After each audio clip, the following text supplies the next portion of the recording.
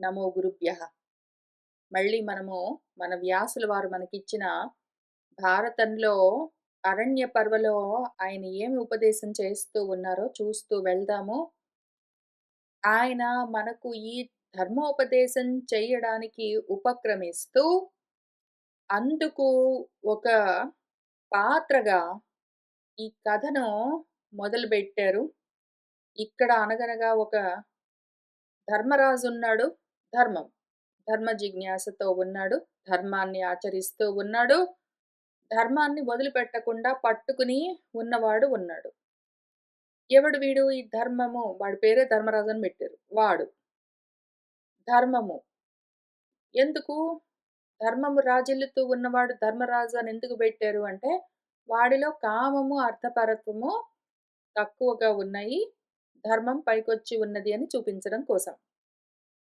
ఇప్పుడు ఇంక ఈ కథలో ఉంచి మనకు ఉపదేశాన్ని చేస్తూ ఉన్నారు వ్యాసుల వారు. కాబట్టి అనగనగా మన ధర్మరాజు అరణ్యానికొచ్చాడు. ఆయనతో పాటు చాలామంది ఉన్నారు.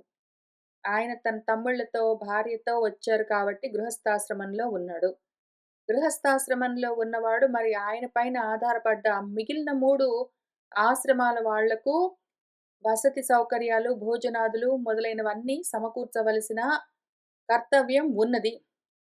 ఇప్పుడు దీని గురించి ధర్మాధర్మ విచారణ చేస్తూ ఉన్నారు మన వ్యాసుల వారు. ఇక్కడ కూర్చుని వింటూ ఉన్న వాళ్ళు మెజారిటీ ఎక్సెప్షన్ లేకుండా గృహస్థాశ్రమంలోనే ఉన్నవాళ్ళు. అందరూ గూడా గృహస్థాశ్రమంలోనే ఉన్నవాళ్ళు. అయితే ఆ గృహస్థాశ్రమంలో ఉండి కర్మలను ధర్మంగా ఆచరిస్తున్నారా? కామంతో, అర్థపరత్వంతోటా? ఏ విధంగా కామంతో, అర్థంతో కూడుకుని కర్మలు చెయ్యరాదు? చేస్తే ఏమవుతుంది? అర్థకామాలను పక్కన బెట్టి ధర్మాన్ని పట్టుకుంటే ఎట్లా ఉంటుంది? గృహస్థాశ్రమంలోనే ఉండి ధర్మాలను ఆచరించడం అంటే ఏంటి? గృహస్థాశ్రమ ధర్మాలేమి? అని ఈ విషయాలని చర్చిస్తూ ఉన్నారు. మనకు అనుశాసనం చేస్తూ ఉన్నారు మన వ్యాసుల వారు. కాబట్టి ఏం జరిగిందంటే, మన వాళ్ళందరూ, బ్రాహ్మలందరూ, మిగిలిన వాళ్ళందరూ మన ధర్మరాజు వెంట అరణ్యంలోకి రావడానికి కోరుకుంటూ ఉంటే, ధర్మరాజు నేను మిమ్మల్ని అందరిని పోషించలేనండి, కష్టము అని చెప్పాడు. వెనక్కి తిరిగి వెళ్ళండి అని చెప్తే, వాళ్ళు లేదు, నువ్వు మమ్మల్ని పోషించవలసిన పని లేదు. మేమే నీతో వస్తాము. మా పోషణ మేము చూసుకుంటాము. నీకు మంచి కల్పిస్తాము అని చెప్పారు. అవునండి, నిజమే. నా మంచి కోసమే మీరొస్తున్నారు. మీరు రావడం వల్ల నాకు మంచి కలుగుతుంది. అయితే కానీ మరి ఈ బాధ ఉన్నది నాకొకటి. ఏమీ లేని వాడిని. రాజ్యము, ఐశ్వర్యం అన్నీ పోగొట్టుకున్నాను. మరి ఎట్లా అని అడుగుతూ ఉన్నాడు. అందులో శౌనకుల వారని ఒక ద్విజుల వారున్నారు. ఆయన మన ధర్మరాజుకు ఈ ఉపదేశం చేస్తూ ఉన్నారు అని వ్యాసుల వారు చూపిస్తూ ఉన్నారు. శౌనకుల వారెవరు? శునకము అంటే శునతి ఇతస్తతో గచ్చతి అని, అటు ఇటు అటు ఇటు వెళ్తూ ఉంటుంది అని అర్థం. లోపలికి బయటికి అటు ఇటు వెళ్తూ ఉంటుంది. గడప పైనుంచి దాటుకుంటూ ఇంట్లో నుంచి బయటికి, బయట నుంచి లోపలికి వస్తూ ఉంటుంది. ఇంటి చుట్టూ కూడా అటు ఇటు తిరుగుతూ ఉంటుంది కాబట్టి అని దానికి శునకము అని పేరు. కుక్క అని పిలుస్తారు. శునకము అని ఆటోమేటిక్‌గా కుక్క అని అర్థం గాదు. అటు ఇటు వెళ్ళేదేదున్నదో, ఊపిర్లకు కూడా శునకము అని పేరున్నది. మన ఊపిర్లు కూడా లోపలికి, బయటికి, లోపలికి, బయటికి వస్తూ పోతూ ఉంటాయి. ఇప్పుడు ఆ శునకము ఏదున్నదో అటు ఇటు వెళ్ళేది. అటు ఇటు వెళ్ళేదేమి? వయా మీడియాగా ఉన్నది ధర్మము. ఒకవైపు కర్మ, ఒకవైపు జ్ఞానము ఉంటే, ఈ ధర్మనిష్ట, జ్ఞాననిష్ట రెండింట్లోకి అటు ఇటు ప్రవర్తిస్తూ ఉండేదేదున్నదో మధ్య మార్గంగా దాని పేరు ధర్మం. శునకము అంటే ధర్మం అని అర్థం. ఇప్పుడు ఆ ధర్మానికి సంబంధించిన ద్విజుడున్నాడు. ఎవరైతే ధర్మాన్ని ఉపదేశం చేయడానికి వస్తూ ఉన్నారో ఆయన శౌనకుల వారు అని అర్థం. ఆయన ఏ ధర్మాలు చెప్తారు? సాంఖ్యం అంటే జ్ఞాననిష్ట, యోగం అంటే కర్మనిష్ట. కర్మ జ్ఞానాల్ని ఆయన ఉపదేశం చేయగలరు. ఆయనకి 2 తెలుసు. అందుకని ఆయన మన ధర్మరాజుతో ఈ విధంగా మాట్లాడుతూ ఉన్నారు. ఆయనేం చెప్తూ ఉన్నారంటే, శోకం మంచిది గాదు. ముందు శోకాన్ని వదిలిపెట్టాలి. పండితులు శోకింపరు. మూర్ఖులకే ఇటువంటి శోకాలు దినదినము కలుగుతూ ఉంటాయి. భయస్థానాలు ఎన్నో ఉంటాయి. పండితులకు కావు. జ్ఞానానికి విరుద్ధమిది. బహుదోషాలతో కూడుకుని ఉంటుంది కర్మ. శ్రేయస్సుకు విఘాతం కలిగిస్తుంది. బుద్ధిమంతులు నీ వంటి వాళ్ళు ఇటువంటి శోకంతో, భయంతో, మోహంతో తగులుకుని ఉండరు. తప్పు. అట్లా చెయ్యరాదు. నీలోనే ఎంతో గొప్ప శ్రేయస్సున్నది. సర్వ అశ్రేయో విఘాతిని. అన్ని రకాలైన అశ్రేయస్సులకు విఘాతం కలిగించే, నీకు శ్రేయస్సు కలిగించే బుద్ధి నీలోనే ఉన్నది. దాన్ని మళ్ళీ జ్ఞాపకం తెచ్చుకో రాజా. ఎవరైతే కష్టాల్లో ఉన్నప్పుడు శిథిలమైపోరో, సీదంతిన అటువంటి వాళ్ళు, పండితులు, నీ వంటి వాళ్ళు కష్టం కలిగితే దుఃఖించరాదు. జనకుడు మొదలైన వాళ్ళు కూడా ఇదే విషయాన్ని చెప్తూ వచ్చారు. అదే విధంగా ఆచరిస్తూ వచ్చారు. ఎప్పుడైనా సరే మనిషి ఈ విధంగా దేహానికో, మనసుకో కలిగే వ్యాధులో, ఆధులో ఉంటే వాటిలో నుంచి ఉపశమనము ఎట్లా పొందాలి అని తెలుసుకుని ఆచరించవలసి ఉంటుంది. శారీరకమైన జబ్బులేమైనా ఉంటే మందులేమైనా వేసుకో. మనసుకేమైనా దుఃఖాలుంటే మన శృతులు, స్మృతులు, మన శాస్త్రాలు చెప్పిన విధంగా ఆచరించు.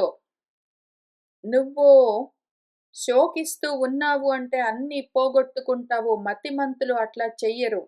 ముందు మనసుకి బలాన్ని చేకూర్చు నువ్వు. నీ మనసుకు మంచి మాటలు చెప్పి దానికి ధైర్యం కలిగేలా చూసుకో. ఎందుకు అంటే మనసు దిగులు పడుతూ ఉన్నది అంటే దేహం కూడా శిథిలమవుతూ ఉంటుంది.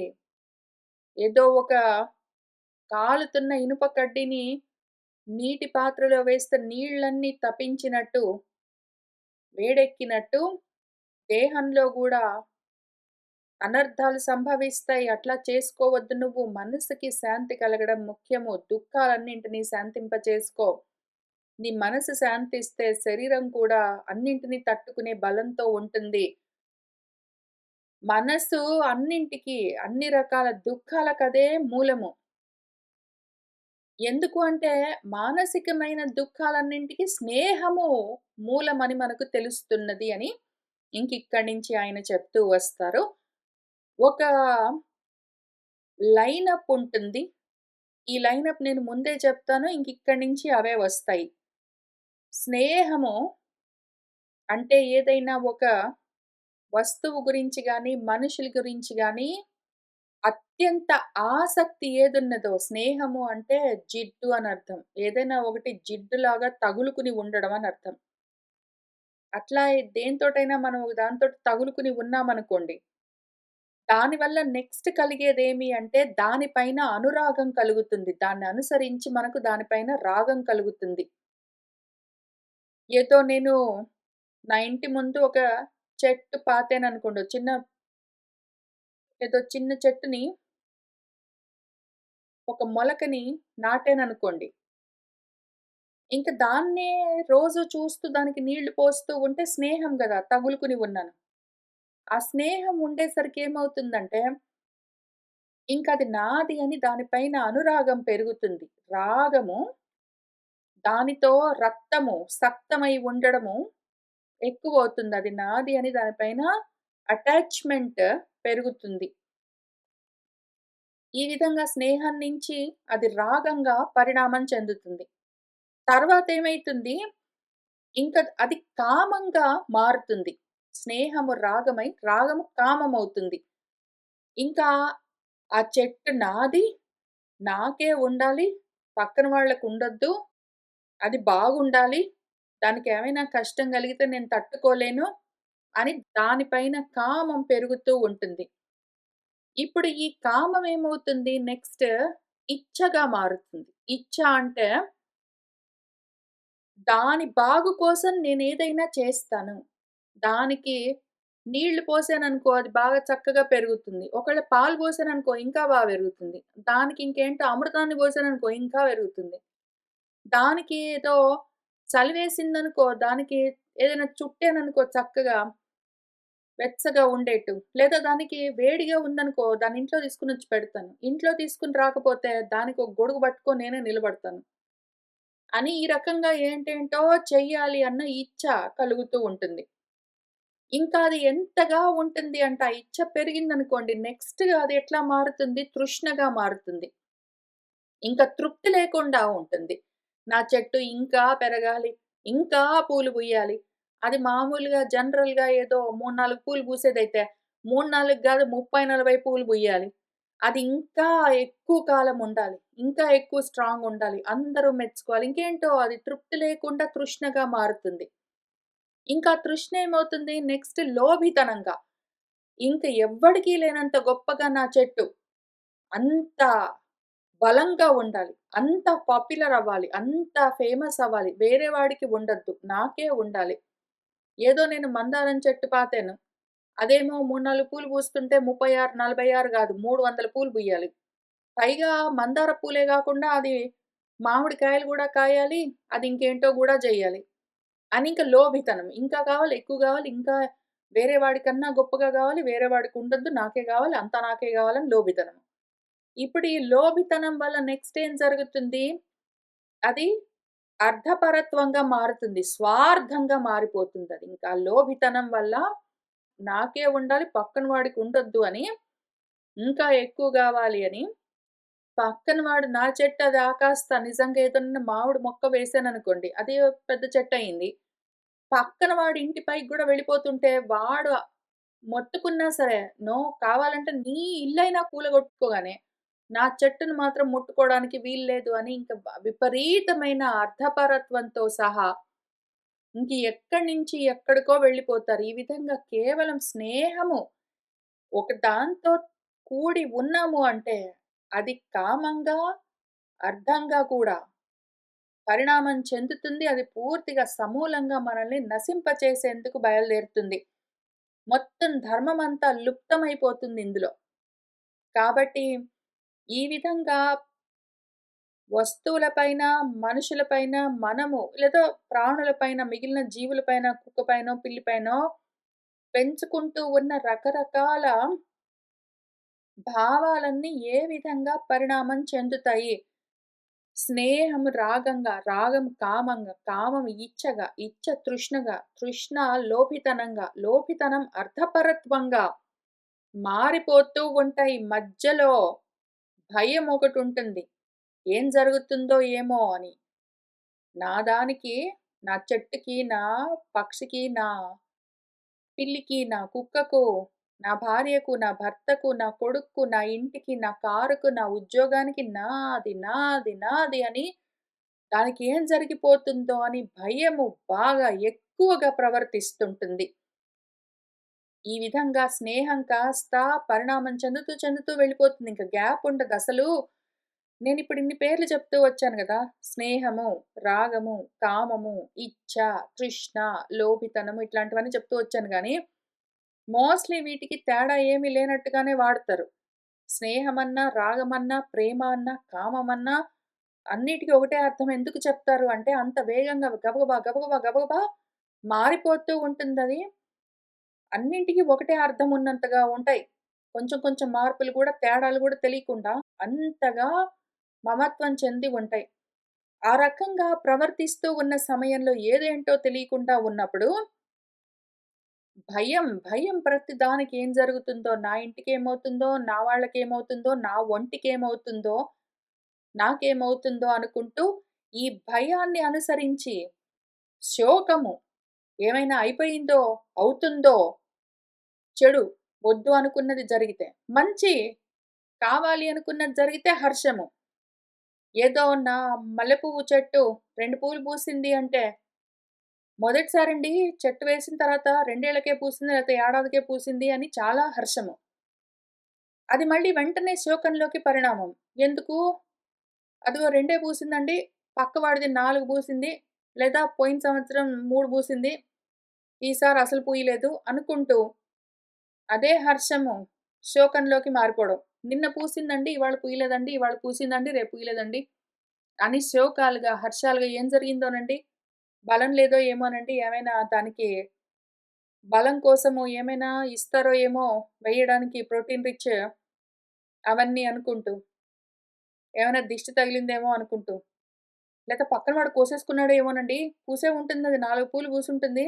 పక్కన వాడు కోసేసుకున్నాడేమోనని, ఇంకా ఎన్ని రకాల ఆయాసాలు, అక్కర్లేని ప్రయాసలు. ఎందుకిదంతా? స్నేహం వల్ల.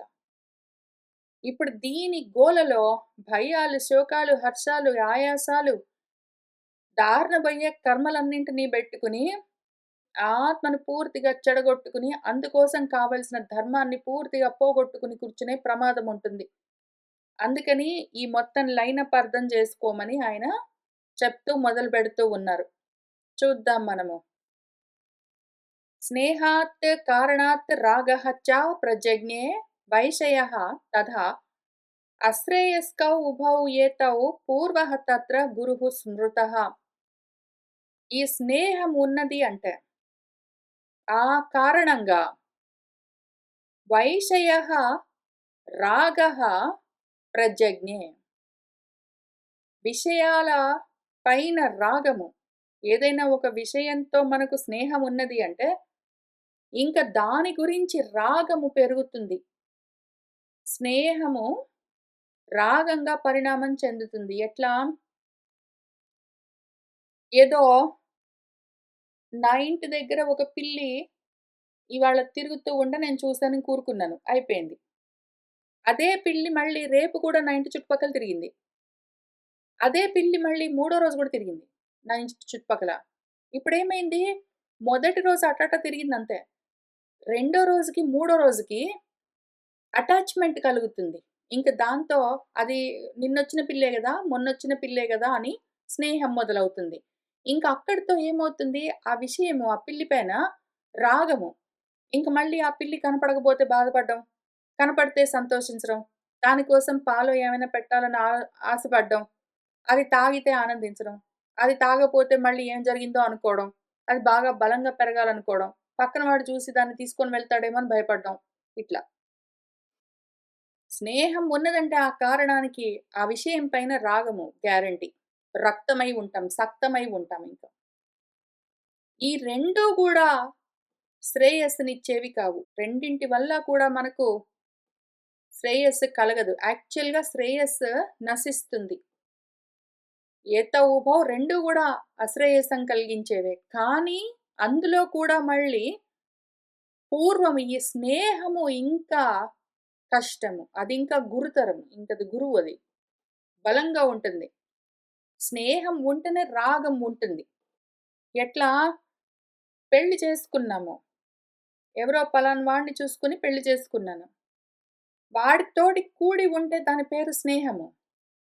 ఇంక వాడితోటి కూడి ఉంటూ ఉండగా, ఇదిగో ఇది నాది అన్న ఆలోచనతో ఆ విషయం పైన రాగం పెరుగుతుంది. అనురాగం. లేదా నా భార్య పెళ్లి చేసుకున్నాను. కూడి ఉన్నాను స్నేహం. స్నేహం అంటే జిడ్డు అని అర్థం. బంకలాగా పొద్దున, సాయంత్రం, రాత్రి, మధ్యాహ్నం ఎప్పుడు పడితే అప్పుడు తగులుకొని ఉండి, ఇంట్లోనే ఉండి కలిసి పని చేస్తూ, కలిసి అన్నం తింటూ, కలిసి బజార్‌కెళ్ళొస్తూ, కలిసి పనులన్నీ చేస్తూ ఉంటే ఇంక బంకలాగా అంటుకొని ఉంటే స్నేహం. ఇంక దాంతో రాగం.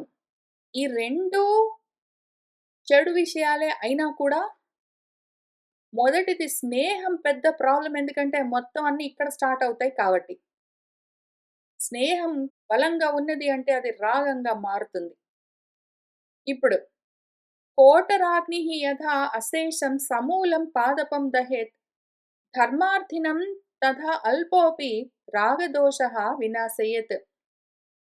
యథా ఏ విధంగానైతే కోటరాగ్ని ఉన్నదనుకోండి. ఒక చెట్టు తొర్రలో అగ్ని రగులుకున్నదనుకోండి. అది ఆ తొర్ర వరకే ఆగదు. ఆ పాదపాన్ని, ఆ చెట్టును అశేషంగా, పూర్తిగా, సమూలంగా మొదలంట వేర్లతో సహా దహించి వేస్తుంది. మొత్తం పైనుంచి కింది దాకా కాల్చేస్తుంది. తథా అట్లానే ధర్మార్థినం. ధర్మం అర్థించేవాడు, ధర్మం కావాలని కోరుకునేవాడెవడున్నాడో ధర్మార్థి. అటువంటి వాడిని, వాడిలో ఈ రాగమన్న దోషము అల్పమైనా సరే, కొంచెంగా స్వల్పంగానైనా సరే కలిగిందంటే, ఈ రాగమే ఆ ధర్మాన్ని పూర్తిగా సమూలంగా వేళ్ళతో సహా వినాశం చేస్తుంది, నశింపచేస్తుంది. ఏ మాత్రం కామము కలిగిందంటే, కామము, రాగము, స్నేహం అన్నీ కొంచెం కొంచెంగా తేడాలు ఉన్నాయి కూడా, వాటిని చూపిస్తూ వస్తూ ఉన్నారు. రాగమన్నా సరే ఇటు, స్నేహమన్నా సరే అటు, కామమన్నా సరే అదేదున్నదో, ఆ దోషము కొంచెము ఉన్నా సరే ధర్మం నశిస్తుంది. కామాత్ములై ఉన్నారు అంటే ధర్మాత్ములు కాకుండా పోతారు. కామార్థులై ఉన్నారంటే ధర్మార్థులు కాకుండా పోతారు. నశించిపోతుంది ధర్మము. విప్రయోగేన తు త్యాగి దోషదర్శి సమాగమాత్ విరాగం భజతే జంతుః నిర్వైరః నిష్పరిగ్రహః. ఈ కామాన్ని, దానికన్నా ముందున్న రాగాన్ని, ఈ దోషానికి కారణమైన అంతకన్నా ముందున్న స్నేహాన్ని ఎట్లా పోగొట్టుకోవచ్చు అని ఆలోచన చేద్దాము. ఇప్పుడు స్నేహం అంటే ఏమి? పొద్దస్తమానం తగులుకునుంటే దాని మీద రాగం కలుగుతుంది. అది దోషము. దానివల్ల ధర్మం నశిస్తుందని చెప్తున్నారు కదా! సరే.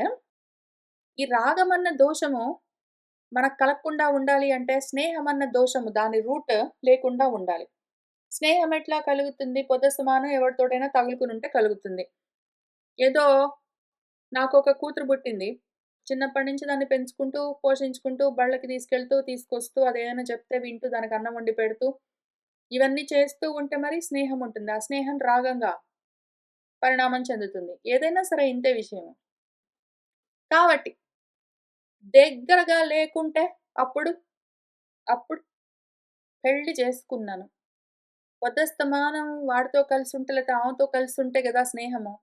దానివల్ల గదా రాగము. అది గదా దోషము. దాంతో ధర్మం నశిస్తుంది. కాబట్టి నెక్స్ట్ ఏం చేద్దాం? ఈ ధర్మం పోగొట్టుకోకుండా, రాగం కలగకుండా ఉండడానికి స్నేహం చెయ్యము. స్నేహం చెయ్యము. దగ్గరగా ఉండము. దూరంగా ఉంటాము. పెళ్లి చేసుకుంటాము. వాడెక్కడో ఇండియాలో ఉంటాడు. నేను అమెరికాలో ఉంటాను. కొడుకుని కంటాను. వాడెక్కడో లండన్‌లో ఉంటాడు. నేను ఇంకేంటో పలానా ఇటలీలో ఉంటాను. అప్పుడు ఈజీ గదా! మన ప్రాబ్లమ్ సాల్వ్ అయిపోయింది. స్నేహమే లేదక్కడ. కలిసి ఉండడమే లేదు గాబట్టి, ఇంక రాగం ఉండదు కదా! అంటే కూర్చొని ఆలోచన జేసుకో. విప్రయోగంతో నా పోదిది. యోగం అంటే కలిసుండడం. ప్రయోగం అంటే బాగా కలిసుండడం. విప్రయోగం అంటే బాగా విడిపోవడం. నువ్వు దూరంగా ఉన్నంత మాత్రాన ఆ స్నేహం నీకు తగలకుండా పోతుందా? నా కుదరదు. త్యాగము స్నేహాన్ని పోగొట్టుకోవడం అంటే త్యాగం వల్ల. త్యాగము ఇట్లా కలగదు. త్యాగం ఎట్లా కలుగుతుంది? నిజంగా నా కొడుక్కో, నా కూతురికో, భార్యకో, భర్తకో, నా ఇంటికో, నా పిల్లికూనకో నేను దూరంగా ఉన్నాను గాబట్టి, స్నేహం క్యాన్సల్. కాబట్టి రాగం లేదు. అందుకని ధర్మం ఉన్నది అని చెప్పగలవా? లేదు. దూరంగా ఉన్నంత మాత్రాన ఆ స్నేహం పోదు. ఆ జిడ్డు అంత ఈజీగా వదలదు. ఆ జిడ్డు పోవాలి అంటే స్నేహం అంటే దానర్థం జిడ్డు. ఆ జిడ్డు వదలాలి అంటే త్యాగం కావాలి. త్యాగము ఎట్లా కలుగుతుంది? వాడు త్యాగి ఎట్లా అవుతాడు అంటే, దోషదర్శి సమాగమాత్ విరాగం భజతే జంతుః. ఒక జంతువున్నాడనుకో వాడు. జన్మ తీసుకున్నాడు. వాడికి మరి భార్యో, భర్తో, అమ్మో, నాన్నో, పిల్లలో, ఇల్లో, కారో ఏదో ఒకటి ఏవో కొన్ని ఉంటాయి. అయితే ఇటువంటి విషయాలన్నింటిలో కూడా దోషము ఉన్నది. ఇవన్నీ అసత్. ఇవన్నీ ఎప్పుడూ ఉండేవి కావు అని వాడు అందులోని దోషాలను దర్శిస్తూ ఉన్నాడు అంటే.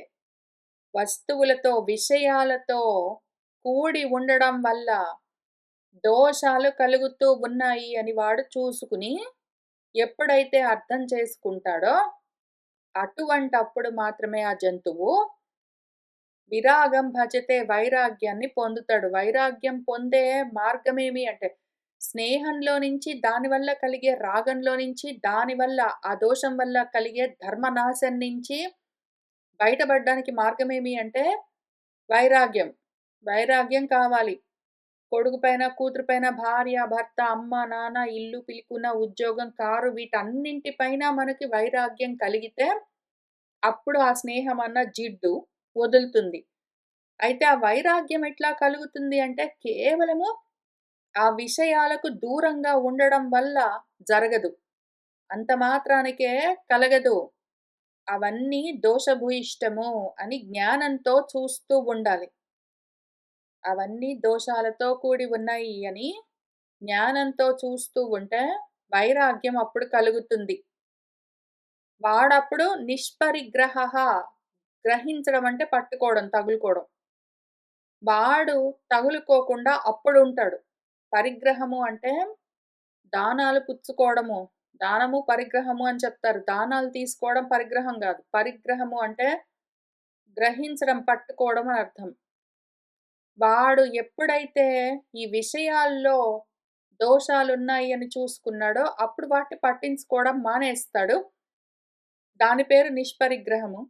పట్టించుకోవడం మానేసి ఉన్నప్పుడు వాడికి ఆ స్థితి పేరు వైరాగ్యము. అయితే ఇవన్నీ దోషాలతో ఉన్నాయి అని పట్టించుకోవడం మానేయడం ఎట్లా?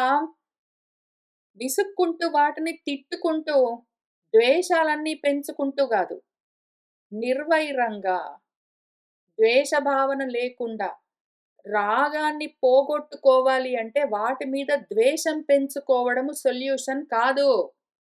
కూతురు మీదో, కొడుకు మీదో, భర్తో, భార్యో, ఇల్లో, ఉద్యోగమో, చేస్తున్న కర్మలో వీటన్నింటి పైన వైరాగ్యం పెంచుకోవాలి అంటే, వాటి మీద ద్వేషం పెంచుకుంటే పని చెయ్యదు. రాగం పోయి ద్వేషమొస్తుంది. 2 ఒకటే మళ్ళీ. రాగము, ద్వేషము ఒకటే కాయిన్‌కి 2 వైపులా ఉన్నట్టుగా ఉంటాయి. 2 ఒకటే. 2 వేరే రూపాలుగా ఉన్న ఒకటే విషయము. రాగాన్ని పోగొట్టుకోవడానికి ద్వేషాన్ని పెంచుకోరాదు. నా కూతురు పైన నేను రాగాన్ని తగ్గించుకోవాలి అంటే, దానిపైన ద్వేషం పెంచుకుంటే రాగం తగ్గుతుంది అని ట్రై చెయ్యరాదు. అప్పుడు కూడా తగులుకునే ఉంటాము. అప్పుడు గూడా తగులుకునే ఉంటాము. దానివల్ల గూడా ధర్మం నిలబడదు. అది కూడా ఇంకో రకం కోరికగా పరిణామం చెందుతుంది. ఇంతకు ముందు రాగంగా ఉన్న కామము, ఆ తర్వాత ద్వేషంగా మారితే ద్వేషంగా మళ్ళీ తగులుకుని ఉండడము అట్లానే ఉంటుందది తొలగిపోదు. ద్వేషంతో రాగాన్ని పోగొట్టుకోలేము. కొడుకు పైన, కూతురు పైన, భార్య, భర్త, ఇల్లు, ఉద్యోగం వీటిపైన నువ్వు వైరాగ్యం పెంచుకో అంటే వాటి మీద ద్వేషం పెంచుకోవడం గాదు. నిర్వైరంగానే, వైరభావం లేకుండానే జ్ఞానంతో వాళ్ళ పైనో, మనుషుల పైనో, వస్తువుల పైనో ద్వేషం గాదు.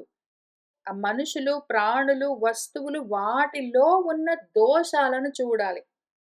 అవెందుకు దోషమై ఉంటాయి అంటే, అనాత్మలు కాబట్టి. నేను కాదవి, నావి అని అనుకుంటూ ఉన్నాను. అసత్. ఒకసారి ఉండి, ఒకసారి లేనివి. మార్పులతో ఉన్నవి. నిత్యము ఉండేవి కాదు. అవి సత్ కాదు.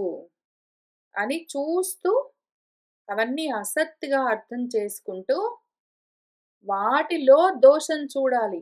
వాటిని ద్వేషించడం పని చెయ్యదు.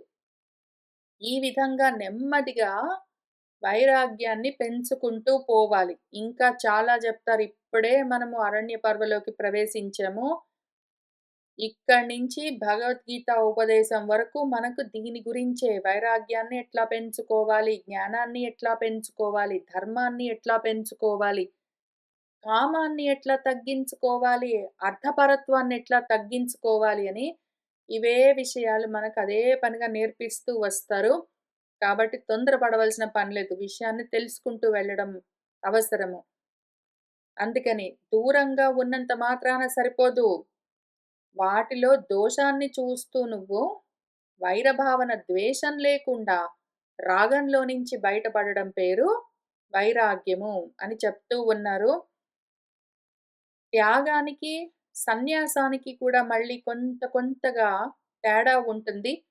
సన్యాసము, త్యాగము అని పక్కన పక్కనే చెప్పే శ్లోకాలు గూడా అక్కడక్కడ కనిపిస్తాయి మనకి. కాబట్టి త్యాగం అంటే ఏమి? సన్యాసం ఏమి అని చూద్దాము. త్యాగము అంటే విషయాలపైన రాగాన్ని వదిలిపెట్టడము త్యాగము.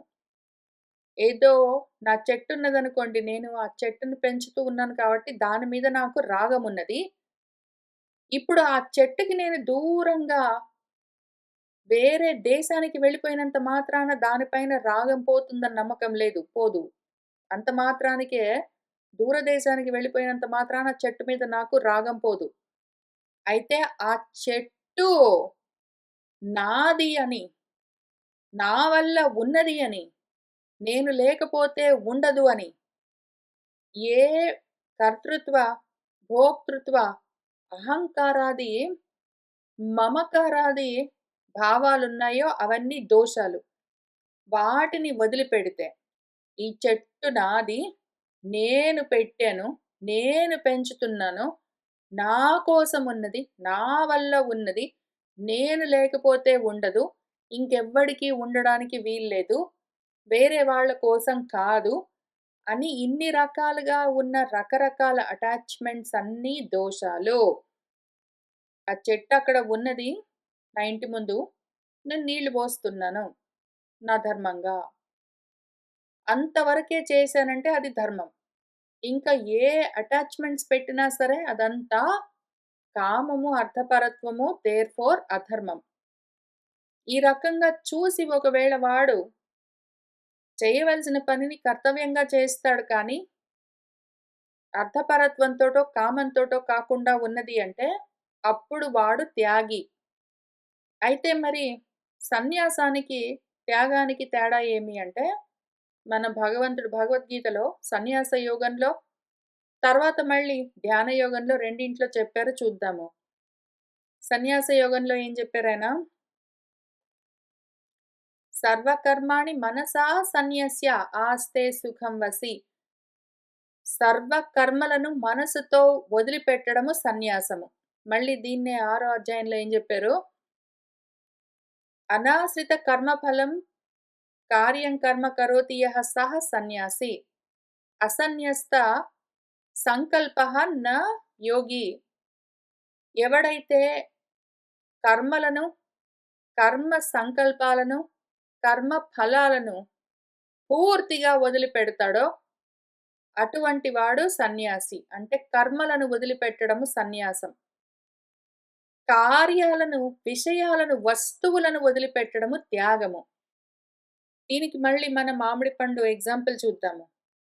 నేను మామిడి పండును వదిలిపెట్టేస్తున్నాను అంటే, మామిడి పండు వదిలిపెట్టడం కోసం కాశీ దాకా వెళ్ళి అక్కడెక్కడో దాన్నేంటో జేసి వదిలిపెట్టేశాను అన్నారనుకోండి. ఇంక ఇంటికొచ్చారు. మామిడి పండు ఇంక ముట్టుకోరనుకోండి. ఇంక దాని దగ్గరికి రానివ్వరనుకోండి. స్నేహం లేదు గదా! స్నేహం క్యాన్సెల్ అయింది. కాబట్టి ఇంకా నా ధర్మం పూర్తయిందనుకునేరు. కాదు. దానిపైన మనసులో రాగం ఇంకా ఉండిండొచ్చు. కేవలం విప్రయోగం వల్ల కాశీ దాకా వెళ్లి దాన్ని ఫిజికల్‌గా వదిలేసొచ్చి ఇంక ఇంటికొచ్చినాక ఫిజికల్‌గా తాకకుండా ఉన్నంత వరకు అయిపోయిందనుకోవడానికి లేదు. అయితే ఆ మామిడి పండు పైన మీరు మోహం వదిలిపెట్టారనుకోండి. మామిడి పండు తినాలి అని లేదు. మామిడి పండును వదిలిపెట్టడం అంటే ఏంటి? మామిడి పండు తినాలి అని లేదు, తినొద్దు అని లేదు. ఉంటే తింటాం లేకపోతే లేదు. తింటే చాలా సంతోషం లేదు, తినకపోతే దుఃఖం లేదు, అయ్యయ్యో! తిన్నామే అని లేదు, అయ్యో! తినలేదు అని లేదు, ఏమీ లేదు. ఉంటే ఉన్నది ఒక మామిడి పండో ఏంటో తింటే తిన్నాం లేతే లేదు. దాని గురించి ఇంట్రెస్ట్ లేదంటే, మనసు దాన్ని పట్టుకోవట్లేదంటే దాని పేరు రాగం లేదు గదా! ఇంకా. దాని పేరు త్యాగం. రాగం లేకపోతే త్యాగం.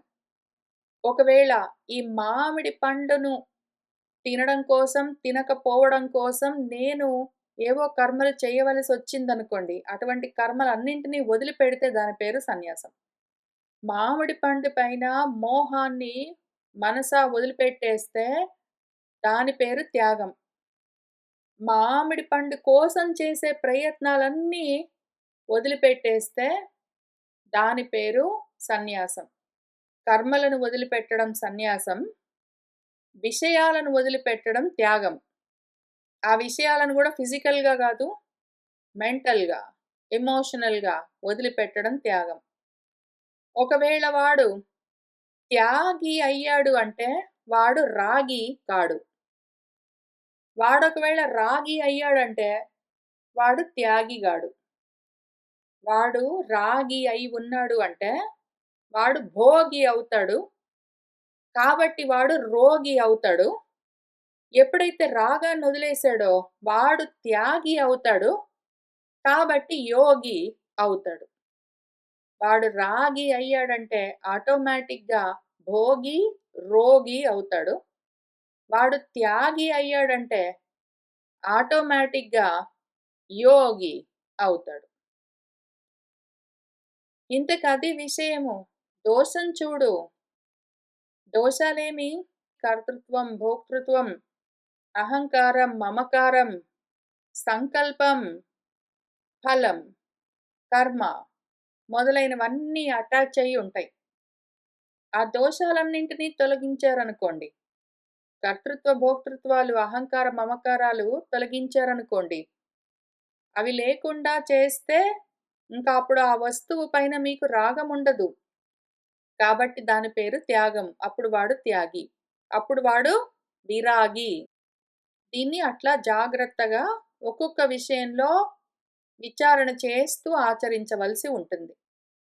తస్మాత్ కాబట్టి స్నేహం స్వపక్షేభ్యః మిత్రేభ్యః ధనసంచయాత్ స్వశరీర సముద్ధంతు జ్ఞానేన వినివర్తయేత్. తస్మాత్ కాబట్టి ఈ స్నేహాన్ని ఎట్లా తొలగించుకోవాలి? స్నేహం పోతే రాగం పోతుంది. రాగం పోతే వాడు విరాగి. వైరాగ్యంతో ఉన్నవాడవుతాడు. వైరాగ్యం కావాలి అంటే దానికి రూట్ స్నేహం పోవాలి. వైరాగ్యం కలగాలి అంటే దానికి కారణమైన రాగం తొలగాలి. రాగానికి రూట్ స్నేహం పోవాలి. ఈ స్నేహం అసలు ఎక్కడ కలుగుతుంది? ఎక్కడ పుడుతుంది? ఎక్కడి నుంచి వస్తుంది ఈ స్నేహము అంటే మన స్వశరీరంలోనే ఉద్ధతం పైకి లేస్తుందది. ఈ స్నేహము బయట నుంచి రాదు. ఈ స్నేహం అన్నది బయట చెట్టు ఉంది గాబట్టో, ఎదురుగా భార్యో, భర్తో, బిడ్డలో ఉన్నారు గాబట్టో, అదిగో ఇల్లుంది గాబట్టో, ఉద్యోగం ఉంది గాబట్టో, వీటన్నింటి వల్ల ఈ స్నేహం కలగదు. ఈ జిడ్డు మనలోనే కలుగుతుంది. మన నించే ఎదురు వస్తువుల పైన రిఫ్లెక్ట్ అవుతుంది. మనుషుల పైన, జీవుల పైన రిఫ్లెక్ట్ అవుతుంది. ఎందుకు అంటే, భార్య పైన భర్తకు, భర్త పైన భార్యకు ఈ స్నేహము ఉండాలి అంటే ప్రతి చోట ఉండాలి. వీడు నా భర్త కాబట్టి నాకు స్నేహము కలిగి తీరాలి. వీడు నా భార్య కాబట్టి వీడి పైన నాకు స్నేహము తప్పకుండా కలిగి తీరాలి అని రూల్ లేదు. వాడు భార్య అయినందుకో, వాడు భర్త అయినందుకో నాకు స్నేహం ఉండదు. నా మానసికమైన భావన కాబట్టే అది ఎదురుగా ఒక వస్తువు పైన ప్రొజెక్ట్ అయింది. దీనికి ఇంకొక రకం ఎగ్జాంపుల్ చూద్దాం. ఇప్పుడు ఈ స్నేహము నా కూతురు గురించి నాకు ఉన్నది అనుకోండి. ఇది నా కూతురు కాబట్టి దానిపైన నాకు స్నేహము. అందుకని దానిపైన నాకు రాగము, అనురాగము అనుకుంటున్నాననుకోండి. సడెన్‌గా రేపు లేదు అది పుట్టినప్పుడు రికార్డ్స్ అవన్నీ మార్చేశారు. అది నీ కూతురు గాదు. ఇదిగో ఇది నీ కూతురు లేతే వీడు నీ కొడుకు. ఆ టైంలో మారిపోయారు అని చెప్పగానే ఈలోగా ఇంతవరకు అంత స్నేహ భావన, అంత అనురాగము ఉన్న నా కూతురు కూతురు అనుకుంటున్నానో, దాని మీద ఆ స్నేహము, ఆ అనురాగం వెంటనే తొలగిపోవచ్చు. అనుమానము, డౌట్ కలగగానే, నా కూతురు కాదు అనగానే అది మారిపోయి, ఇదిగో ఇది నీ కూతురు అని చూపించగానే దాని మీద పెరగొచ్చు. అట్లానే నేను ఎవరో పలానా వాళ్ళని పెళ్లి చేసుకున్నాను. వాళ్ళ మీద స్నేహము, వాళ్ళ గురించి నాకు అనురాగము ఉండే. కానీ విడిపోయాము. ఇంకిప్పుడేమైంది? ఆ స్నేహం ఏమైంది? ఆ రాగం ఏమైంది? మళ్ళీ ఇంకెవరినో పెళ్లి చేసుకుంటా. మళ్ళీ వాళ్ళ పైన స్నేహము, రాగము కలుగుతూ ఉన్నాయి అంటే, ఆ ఎదురుగా మనిషి కారణం కాదు గదా! నాలో ఈ స్నేహము, ఈ అనురాగం కలగడానికి ఎదురుగా మనిషి కారణం గాదు. నాలోని మోహమే కారణము. నాలోని ఆ మనసేదున్నదో దానికి ఆ భావ వికారం కలిగింది గాబట్టే ఆ ఎదురుగా బాడీ గురించి స్నేహ భావన, రాగమన్న, అనురాగమన్న భావన కలుగుతూ ఉంటాయి. ఆ విషయం అర్థం జేసుకోవాలి. స్నేహము బయట ఎదురుగా ఉన్న ఇల్లు పైన ఏదో ఇల్లు ఇల్లు చూద్దాం. ఇల్లుందనుకోండి. మీరేదో ఇల్లు కొనుక్కున్నారు. దానికేదో మార్ట్‌గేజ్ డబ్బులు అవన్నీ కడుతూ ఉన్నారు. ఒకానొక సమయంలో కట్టలేకపోయారు. ఆ బ్యాంక్ వాడు ఇల్లు లాగేసుకుంటానన్నాడనుకోండి. ఇంకప్పుడు ఆ ఇంటి పైన అంతవరకు ఉన్న మోహము ఇంకా ఇల్లు పోయిన తర్వాత తొలగిపోవచ్చు. లేదా మీరేదో ఒక 2 రూముల ఇల్లు కొనుక్కున్నారనుకోండి. కొన్నాళ్ళకి ఆ ఇల్లు సరిపోవట్లేదు. వేరేది కొనుక్కోవాలి అని మనసులో ఆలోచన కలిగిందనుకోండి. ఇంకేదో 4 రూములదో, 16 రూములదో ఒకటి కొనుక్కోవాలో, కట్టుకోవాలో అని మనసులో ఆలోచన కలిగితే, ఈ ఇంటి పైన ఆ మోహము, స్నేహము, రాగము అని పిలిచేదేదున్నదో అది పోవచ్చు. ఆ కొత్త ఇంటి పైన మళ్ళీ కలగొచ్చు. లేదా ఆ కొత్త ఇంట్లోకి గృహప్రవేశం చేసిన తర్వాత గూడా, ఈ పాత ఇల్లుకి చాలా దూరంగా వెళ్ళిపోయిన తర్వాత గూడా, ఈ పాత ఇంటి పైన స్నేహం అట్లనే ఉండిపోవచ్చు. కాబట్టి మనకర్థమైతుందేంటి, ఆ స్నేహం అన్నది బయట వస్తువుల వల్లో, బయట ప్రాణుల వల్లో మనలో కలగట్లేదు. మనలోనే ఉంటుందది. మనమే దాన్ని ఎదురుగా ఉన్న విషయాల పైన ప్రొజెక్టింగ్ చేస్తాము. ఈ విషయం అర్థం చేసుకుంటే, స్వపక్షము, నా పక్షం వాళ్ళు, నా వాళ్ళు, నా మిత్రులు, నా డబ్బులు, నేను సంపాదించుకున్న నా ధనము అని ఏవేవున్నాయో, ఇవన్నీ గూడా జ్ఞానంతో నిజంగా నావాడు, నావాడు అనడం వల్ల నాకు వాడి మీద స్నేహం కలుగుతున్నదా? నేను అని నా మీద ప్రేమ ఎక్కువ గాబట్టి, నేను అని ఏదున్నదో దాన్ని బట్టి నాది అని నాకు ఆ స్నేహం కలుగుతున్నదా? నిజంగా నా మిత్రులు గాబట్టి నాకు స్నేహంగా ఉన్నదా? లేదా స్నేహం నాలో కలుగుతున్నదా? నా మిత్రుడి పైన నేను ప్రొజెక్టింగ్ చేస్తున్నానా? ఈ డబ్బు పైన డబ్బు మీద నాకు డైరెక్ట్‌గా ప్రేమున్నదా? లేదా ఆ ప్రేమ డబ్బు వల్లే కలుగుతున్నదా?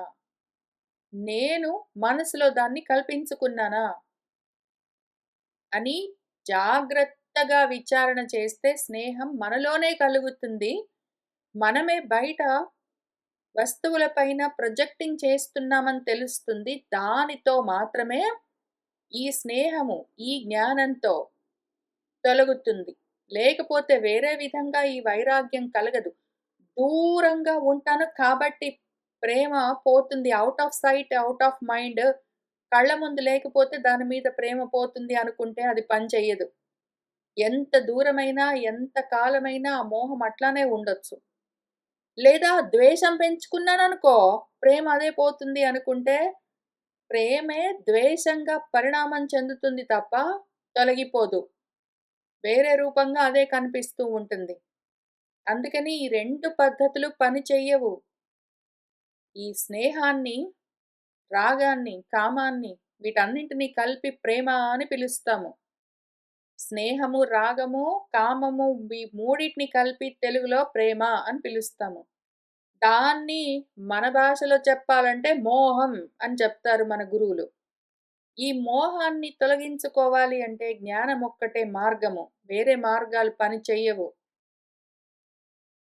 జ్ఞానాన్వితేషు ముఖ్యేషు శాస్త్రజ్ఞేషు కృతాత్మసు నతేషు సజ్జతే స్నేహః పద్మపత్రేషు ఇవ ఉదకం. జ్ఞానం కలిగిన వాళ్ళెవరున్నారో, శాస్త్రాల ముఖంగా ఆ జ్ఞానాన్ని సాధించి మనసుని అధీనంలో పెట్టుకున్న కృతాత్ములెవరున్నారో, ఆత్మవంతులు, అటువంటి వాళ్ళలో ఈ స్నేహము సజ్జతే కలగదు. ఎవరైతే శాస్త్రాలు చెప్పిన విధంగా కర్మలను కేవలము ధర్మంగా ఆచరిస్తూ వస్తూ ఉన్నారో, జ్ఞానంతో మోహాన్ని, ఈ స్నేహమన్న దోషాన్ని తొలగించుకుని వైరాగ్యాన్ని పెంచుకున్న వాళ్ళున్నారో, అటువంటి వాళ్ళలో స్నేహం ఉండదు మరి. వాళ్ళు కూడా మళ్ళీ భార్య, భర్త, కొడుకు, కూతురు, ఇల్లు, ఉద్యోగము, తల్లి, తండ్రి అందరి మధ్యలోనే ఉన్నట్టుగానే ఉంటారు. అందరితో మాట్లాడుతూనే ఉంటారు. అందరితో వ్యవహరిస్తూనే ఉంటారు.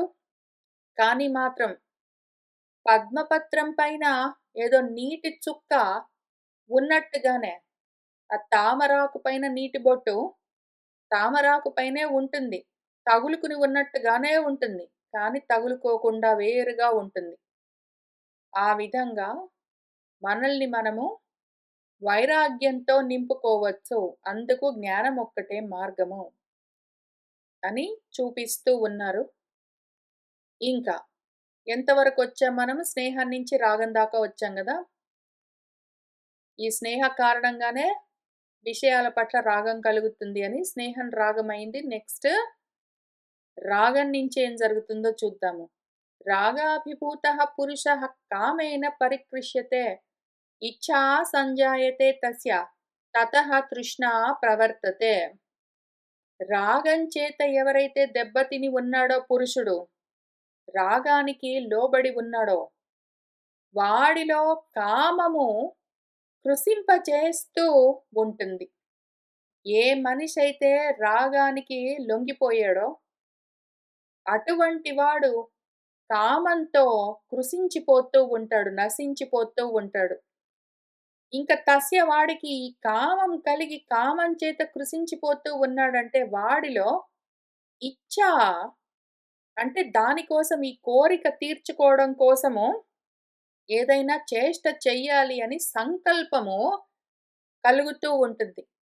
ఈ సంకల్పము ఎన్నో విధాలుగా ఉండి, ఈ కోరికల్ని రకరకాలుగా తీర్చుకోవడం కోసము తతః ఇంకక్కడి నుంచి అది తృష్ణగా అంటే తీరని కోరికగా ఇదే కామము ఇచ్చగా మారింది అంటే దానికోసం ప్రయత్నాలు మొదలయ్యాయంటే ఇంక అంతకంతకు తీరకుండానే ప్రవర్తిస్తూనే ఉంటుందింక. ఈ తృష్ణకే వేరే వేరే అర్థాలేమున్నాయంటే తృష్ణ అంటే దాహమని అర్థము. పిపాస, తపన, తనివి తీరని ఇంకా కావాలి, ఇంకా కావాలి, ఇంకా కావాలి అని ఏ ఆర్తి ఉంటుందో దాని పేరు తృష్ణ. ఈ తృష్ణ వల్ల ఏమవుతుంది చూద్దాము. తృష్ణా హి సర్వపాపిష్ఠ నిత్య ఉద్వేగకరీ నృణాం అధర్మ బహుళా చయేవ ఘోరా పాపానుబంధిని. ఈ తృష్ణ సర్వ పాపిష్టిదై ఉన్నది. అన్ని విధాలుగా పాపిష్టిదై ఉన్నది తృష్ణ. నిత్యము ఉద్వేగం కలిగిస్తూ ఉంటుంది. ఇంకా కావాలి, ఇంకా కావాలి అని ఆ తీరని తపన వల్ల ఇంకా వాడు కర్మల్లోకి వెళ్ళిపోతూనే ఉంటాడు. ఎంతకైనా తెగిస్తాడు ఆ మనిషి దానికోసం.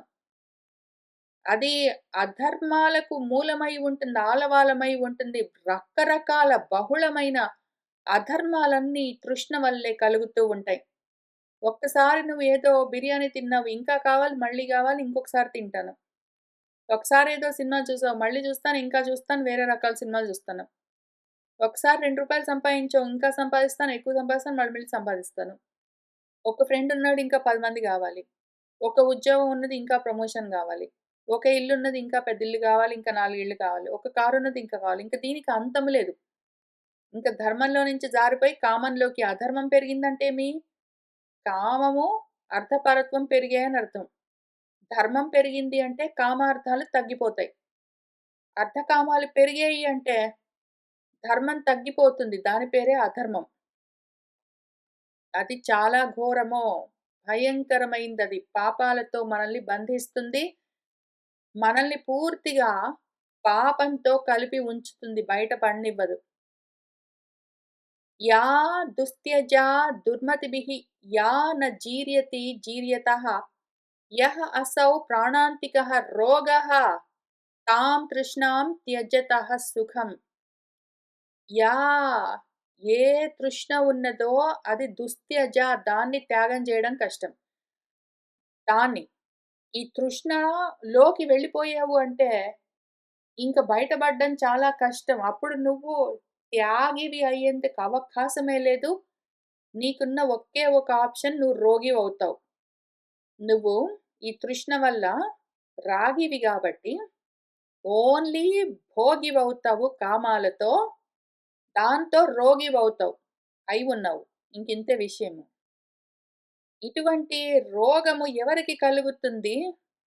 దుర్మతిభిః, దుర్మతులకు, దుర్బుద్ధి ఉన్న వాళ్ళకే ఇటువంటి తృష్ణ ఇంకా కావాలి, ఇంకా కావాలి, ఇంకా కావాలని ఎంత ప్రయత్నం చేసినా సరే ఎన్ని సార్లు తింటావు? తిన్న అన్నాలే ఎన్ని సార్లు తింటావు?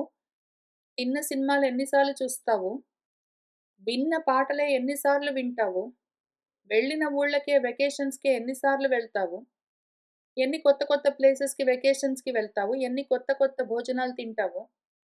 ఎన్ని కొత్త కొత్త వస్తువులన్నీ సేకరిస్తావు? ఎంత చేసినా సరే నీకా తృప్తి కలగట్లేదు అంటే, ఎందుకు? నీ బుద్ధి దుర్బుద్ధి అయి ఉన్నది కాబట్టి. దుర్మతివై ఉన్నావు గాబట్టే, ఆ కోరికల్లో నుంచి బయటపడలేకపోతున్నావు. ఏదైతే ఈ తృష్ణ ఉన్నదో అది.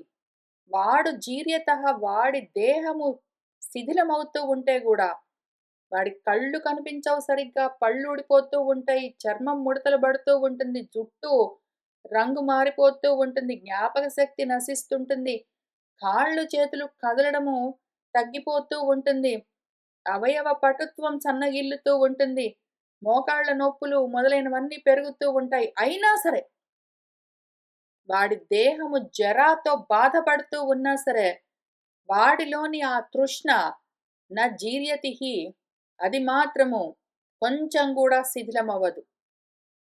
కళ్ళు, పళ్ళు పని చేయకపోయినా సరే మాత్రం మనసులోని కోరికలింకా అట్లానే ఉన్నాయి అంటే, వాడు దుర్మతి, వాడు దుర్బుద్ధి, వాడి బుద్ధి పనిచేయట్లేదని అర్థం. కామాత్ముడు వాడు, అర్థపరుడు. ఇటువంటి తృష్ణ ఏదున్నదో దేహము శిథిలమైపోతూ ఉంటే గూడా, మనసు మాత్రం ఇంకా కోరికలతో బలంగా ఉన్నది అంటే, అది ఎటువంటి రోగం ఇంకా ప్రాణాంతికమైన రోగము. అది టర్మినల్ డిసీజ్ అది. ఇంక మృత్యువుని వాడు తప్పించుకోలేడు. కాబట్టి ఎవడైతే సుఖం కోరుకుంటున్నాడో, రోగాలు కాదు, భోగాలు గాదు, నాకు యోగం కావాలి అని కోరుకుంటూ ఉన్నాడో, అటువంటి వాడు త్యాగి కావాలి. అందుకని తృష్ణను త్యజించవలసి ఉంటుంది. తాం తృష్ణాం త్యజతః ఎప్పుడైతే వాడు ఆ తృష్ణను వదిలిపెట్టి ఉన్నాడో, అటువంటి వాడికి సుఖం కలుగుతుంది. అనాద్యంతాత్ సా తృష్ణా అంతర్దేహగతా నృణాం వినాశయతి సంభూత అయోనిజః ఇవ అనలః. ఈ తృష్ణ ఎట్లా ఉంటుంది అంటే, ఈ దాహం ఇంకా కావాలి, ఇంకా కావాలి అని తృప్తి లేకుండా ఉండడము ఎంతకాలం ఉంటుంది అంటే, అది అట్లానే ఉంటుంది. నువ్వు ప్రయత్నం చేయకపోతే పెరుగుతూనే ఉంటుంది. దానికి ఆది లేదు, అంతు లేదు. అది అంతమైపోదు. దాని పాటికది అంతు కాదు. దానికి అంతం లేదు. ఎట్లా కలుగుతుంది అంటే, దానికి కారణమేమీ లేదు. మనసులో ఈ తృష్ణ కలుగడానికి కారణమేమి అంటే ఏమీ లేదు. అది సడెన్‌గా కలుగుతుందంతే. నువ్వు తెలుసుకుని దాన్ని అక్కడికే ఆపేయగలగాలి. అది యోగము. తృష్ణ కలగడానికి కారణమేమీ ఉండదు. అది అనాది. అది ఊరికనే పైకి లేస్తుందంతే. మాయ. అయితే ఒకసారొచ్చిన తర్వాత అది దాని పాటికది అంతమైపోదు. కాబట్టి నువ్వేం చేయాలి? ఓపిక చేసుకొని అట్లా తృష్ణ పైకి లేచింది అంటే నువ్వే తెలివితేటలతో, జ్ఞానంతో తొలగించుకోవాలి. ఆ తృష్ణ సా తృష్ణ మనుషుల్లో ఉండి అంతర్దేహగత వాడి దేహంలోనే పెరుగుతూ, అక్కడే వృద్ధి చెందుతూ, అక్కడే కలిగి, మళ్ళీ అక్కడే వాడినే ఆ మనిషిని వినాశయతి పూర్తిగా నశింపచేస్తుంది. ఎట్లా అంటే అయోనిజః అనలః ఇవ అకారణంగా సడెన్‌గా కలిగిన అగ్ని మొత్తాన్ని కాల్చేసినట్టు ఎందుకు కలుగుతుందో దేని గురించైనా కోరిక సడెన్‌గా కలిగిందంటే మనిషిలో ఇంక వాడిని సమూలంగా కాల్చేస్తుంది. యథా ఏతః స్వసముద్ధేన వహ్నినా నాశమృచ్చతి తథా అకృతాత్మా లోభేన సహజేన వినశ్యతి. యథా ఏ విధంగానైతే ఏదహ ఒక సమిధ ఉన్నదనుకోండి, ఒక ఎండు పుల్ల ఏదో కర్ర, కట్టె. అది స్వసముద్ధేన వహ్నిన ఆ చెక్కలోనే కలిగిన అగ్నితోటే ఆ చెక్క కాలిపోయినట్టు. చెక్కలో నుంచే పైకొచ్చిన అగ్ని ఆ చెక్కను కాల్చేసినట్టే తథా అదే విధంగా అకృతాత్మ ఎవడి మనసైతే వాడి వశంలో ఉండదో అటువంటి వాడిలో సహజంగా దానిపాటికది ఈ తృష్ణ కలిగి అది లోభంగా పరిణామం చెంది వాణ్ణి పూర్తిగా నశింపచేస్తుంది. రాజతః సలిలాత్ అగ్నేః చోరతః స్వజనాత్ అపి భయం అర్థవతాం నిత్యం మృత్యోః ప్రాణభృతాం ఇవ. భయం ఒకటి వీటన్నింటికి అండర్ కరెంట్ లాగా ఉంటుంది. వీటన్నింటికి భయం ఒకటి వెంటే నడుస్తూ ఉంటుంది. ఎవడైనా ఒకడు డబ్బులున్నవాడున్నాడనుకోండి, అర్థవంతుడు అంటే ధనవంతుడున్నాడనుకోండి. వాడికి ఎటు చూస్తే అటు భయమే. రాజతః రాజులు లాగేసుకుంటారేమో, గవర్నమెంట్ లాగేసుకుంటుందేమో అని భయం. సలిలాత్ ఏవో హరికేన్సో, తుఫాన్‌లో వచ్చి ముంచేస్తాయేమో అని భయం. అగ్నేః అగ్ని వల్ల కాలిపోతాయేమో అని భయం. చోరతః దొంగలు దొంగిలిస్తారేమో అని భయం. తన సొంత వాళ్ళే తల్లో, తండ్రో, కొడుకో, అన్నో, చెల్లలో ఎవరో ఒకళ్ళు భార్యో, భర్తో, స్నేహితుడో నా వాళ్ళే కొట్టేస్తారు అని భయం. ఈ రకంగా ధనవంతుడికి ఎటు చూస్తే అటు భయమే ఉన్నట్టుగానే నిత్యము ప్రాణభృతాం ప్రాణాలను ధరించిన వాడికి ఈ తృష్ణ మృత్యువై ఉంటుంది. గ్యారంటీగా వాడికి ఎటు చూస్తే అటు మరణమే కనిపిస్తుంది. ఆ భయము వాడికి మృత్యువులాగా ఎటు చూస్తే అటు అదే కనిపిస్తూ ఉంటుంది. యథా హి ఆమిషం ఆకాశే పక్షిభిః శ్వాపదైః భువి భక్ష్యతే సలిలే మత్స్యైః తథా సర్వేణ విత్తవాన్. ఇంకా మన గురువు గారు ఇక్కడి నుంచి కామం వరకు వచ్చారు కదా. కామం గురించి స్నేహం దగ్గర మొదలుపెట్టి కామం దాకా ఎక్స్ప్లెయిన్ చేసి అది ఎట్లా తృష్ణగా మారి లోభితనంగా మారి అది చివరికి భయంగా మృత్యువుగా పరిణామం చెందుతుంది అని చెప్పారు కదా. అది అక్కడికే ఆగదు. అది అక్కడికే ఆగకుండా అర్ధపరత్వంగా కూడా ఆ కామము అర్ధపరత్వంగా కూడా ఎట్లా పరిణామం చెందుతుంది అని ఇక్కడి నుంచి అర్థం గురించి చెప్తున్నారు. పైన వరకు కామం అయిపోయింది అర్ధకామాల్లో. ఇప్పుడు అర్థం గురించి కూడా చెప్పి ఇదెంత వ్యర్థము, ఇదెంత అనర్థం కలిగిస్తుంది అని చెప్పడం మొదలు పెడుతూ ఉన్నారు. యథా ఏ విధంగానైతే ఒక ఆమిషం ఉన్నదనుకోండి, మాంసపు ముక్క, అది ఆకాశంలో ఉంటే పక్షులు భక్షిస్తాయి. భూమి మీద పడ్డది అంటే కుక్కలు తింటూ ఉంటాయి.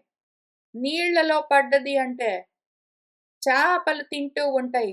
ఆ మాంసానికి ఎక్కడా రక్షణ ఉండదు. ఆ మాంసము ఆకాశంలో ఉన్నా, భూమి మీద ఉన్నా, నీళ్లలో ఉన్నా, అది ఎక్కడ ఉన్నా దానికి రక్షణ లేదు. ఎవరో ఒకళ్ళు ఏదో ఒకటి దాన్ని తింటూనే ఉంటాయి. అట్లానే తథా విత్తవాన్ ధనవంతుడున్నాడంటే వాడికి కూడా అన్ని వైపుల నుంచి ఎవరో ఒకళ్ళు వాడి దగ్గరున్న ధనాన్ని లాక్కుంటూనే ఉంటారు. వాడికి రక్షణ లేదు వాడి ధనానికి.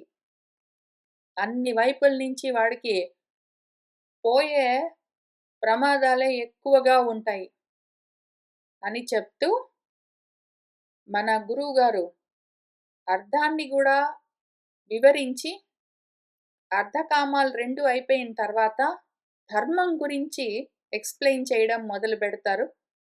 ఇవాల్టికి నేను ఇక్కడికి ఆపుతాను. మళ్ళీ మనం కలిసి కూర్చుని అర్థం గురించి తెలుసుకుంటూ ఆ తర్వాత ధర్మం గురించి విచారణ చేస్తూ వెళ్దాము. శుభం భవతు.